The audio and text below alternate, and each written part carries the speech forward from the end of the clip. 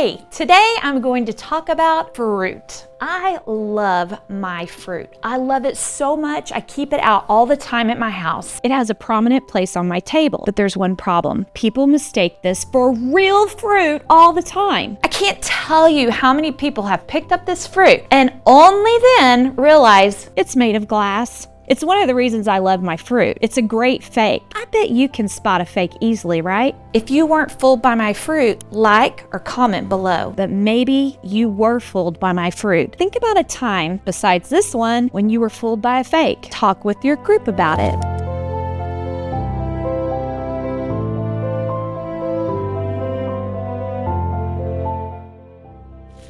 Sometimes it's easy to tell The real deal from a fake, but sometimes we get fooled. It's even more difficult to tell what's real from what's fake when someone is purposely trying to trick us, especially when that someone is a person we trust. People put a lot of time into curating their personal brand, everything looking, sounding, and seeming just perfect. But we all know stories of people who were one way online and in real life were nothing like they seemed.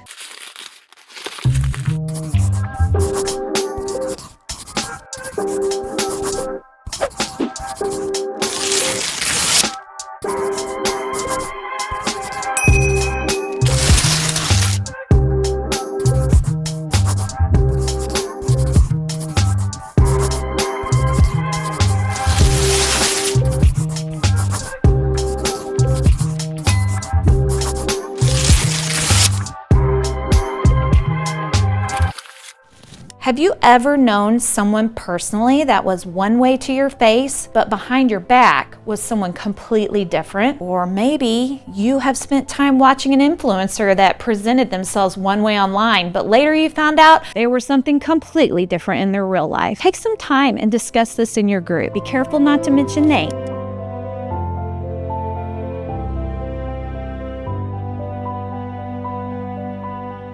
Unfortunately, it's probably not that difficult to think of at least one person who seemed really nice at first, and then later you found out that they were not that great of a person. Maybe they turned against you and were really mean. Maybe they said one thing to your face and another thing to someone else. You see them as a big fake. But let me ask you a hard question. Have you ever been that kind of person to someone else? One way to their face and something else behind their back? I think if we were taking an honest look at ourselves, most of us can point to a time when we were a fake. Regrettably, some of us do that in church too. We present an image of who we think we should be instead of who we really are. Or maybe we are purposefully one way at school And one way at church. We are one way at club sports and another way in Connect Group. We just become whoever we're around. Our language and our behavior are based on the circumstances at the time. not on who we really are or what we profess to believe. I remember a time in my life where I had a great group of friends. I loved these girls. We had a lot of fun together, but the more time I spent with them, the more I saw some things that bothered me. They spent a lot of time gossiping and making fun of people behind their backs. At first, I just ignored it and dismissed it as out of the ordinary, but it wasn't out of the ordinary. Many of their conversations centered on the criticisms they had of the people around them.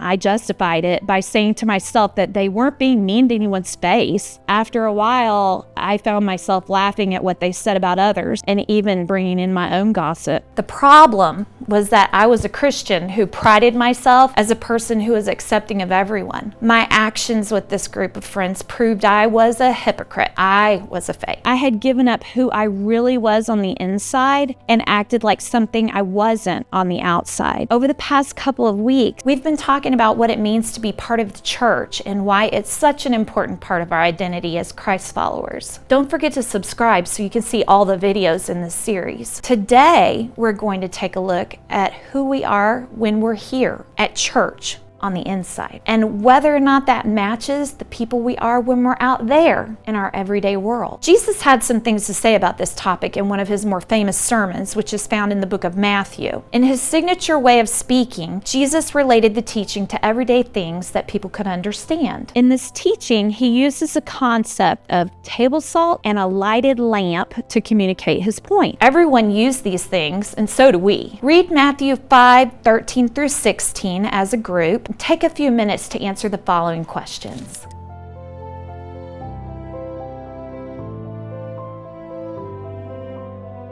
You've probably figured out that salt cannot lose its saltiness and that light is still light even if it's hidden. So what is Jesus talking about here? He's referring to purpose. The only thing that salt is good for is making things taste better and for preservation. The saltiness of salt fulfills its purpose. It would be useless and contrary to its ultimate purpose if it could lose its saltiness. Let's think about a lamp. Its ultimate purpose is to provide light in a dark place. If we put it under a basket and hide it, it's still light, but its purpose has been defeated. It's no longer useful to us. So if Jesus is talking about our purpose in this sermon, what is his point in Matthew 5:16? Take some time to discuss.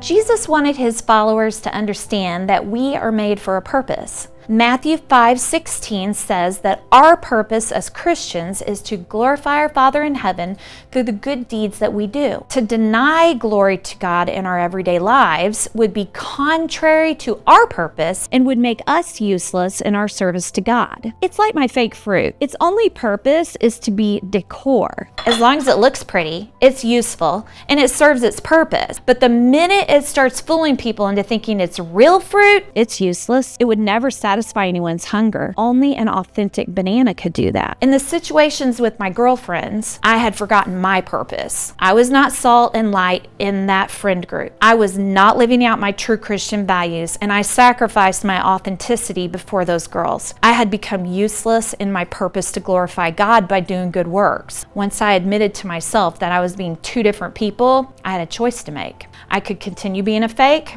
or I could own up to my sin. Ephesians 5:8-10 says, "For you were once darkness, but now you are light in the Lord. Live as children of light, for the fruit of the light consists in all goodness, righteousness, and truth. And find out what pleases the Lord.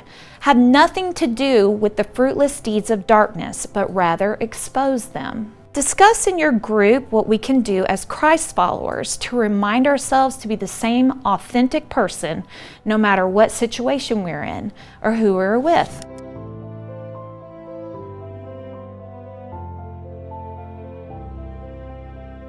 So what can we do to help ourselves be the same person, the person God created us to be, no matter where we are? Here's a few practical tips in addition to what you came up with as a group. Choose who you want to be. When I admitted that I wasn't being authentic in front of my friends, I decided to turn away from the gossip. I stopped laughing at their criticisms. I talked to them about the value of the people they were gossiping about and encouraged them to get to know those people better. Oh, that didn't go over well. They had seen me laugh along with them, so they couldn't understand my change of heart. But I had chosen who I wanted to be before God. Take a note card from your leader and spend a quiet moment deciding who you want to be in every situation. Write it down.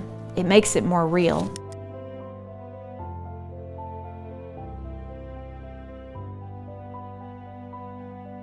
This note card belongs to you and who you decide to show it to. Sometime this week, look at it and evaluate if this is who you want to be before God in all situations. Ask Him to help you when you're tempted to be inauthentic. Which brings me to point number 2. Consider places, people, and times that you're tempted to be someone else. Can you think of specific places that you might go or specific people you might be with that make it more likely that you will become a different you? Take a moment to write those people and places on the back of your note card.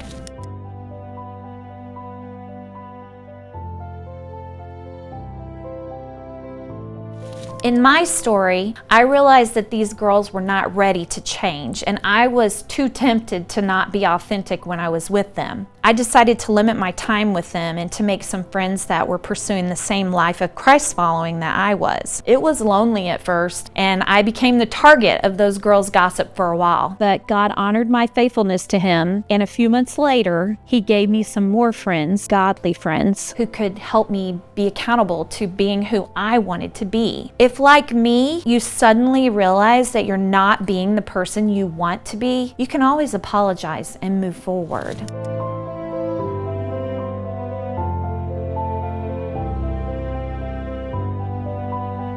Is there someone you need to apologize to for being inauthentic? After my time with those girls, I had some apologizing to do. First to God, and then to people I had been gossiping about. It didn't win me any friends to admit my failures, but my consistent effort to change my actions Spoke louder than my words, and eventually people started trusting me again. Who do you need to apologize to for being inauthentic? Take a short moment and write it on your card.